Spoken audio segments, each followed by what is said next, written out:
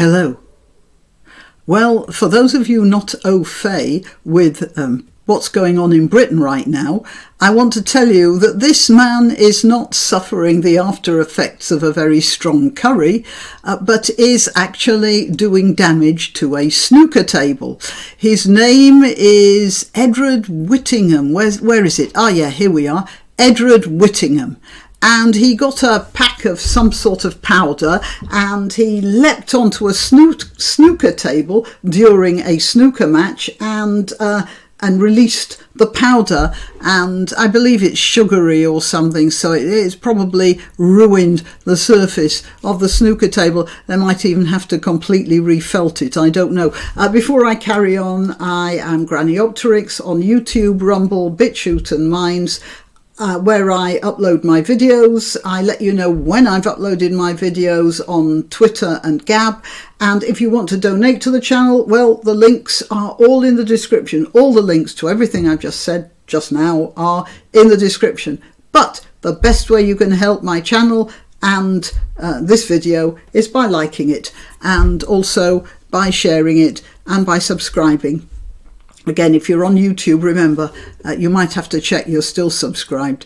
Right, so this young man, Edward Whittingham, how frightfully middle class of a name can you possibly have, spoiled a snooker match. Now, I just wanted to point something out about British culture. He was surrounded by a lot of very hefty men wielding very large, long sticks, and he wasn't even touched in anger with one of them. I suppose, I don't know what happened, I suppose he was hauled off, but in any other, almost any other society, he'd have been beaten half to death by those sticks. So you could say he was relying on the civilization of the British people, even as it was that civilization he is trying to destroy.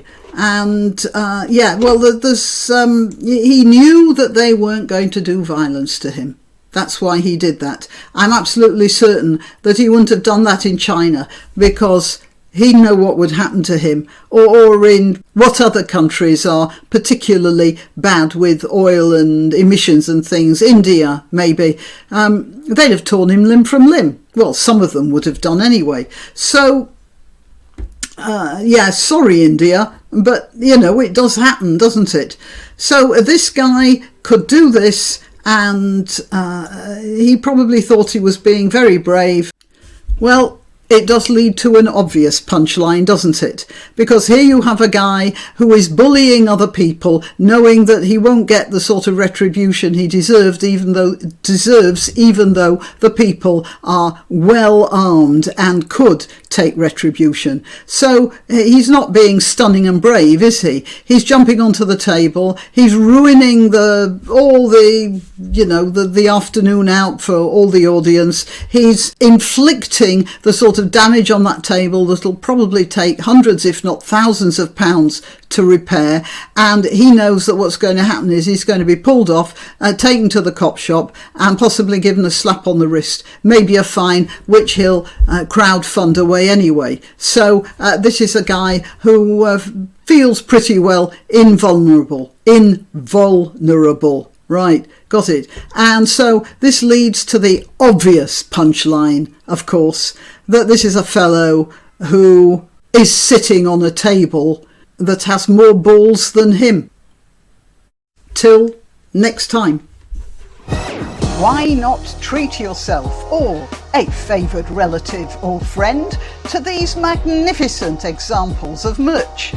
The mugs and t-shirts come in the granniopteryx design or Grambo, with a firearm or the more deadly knitting needles. Go to www.granniopteryx.com, and whatever platform you're watching this on, please click like, subscribe and share.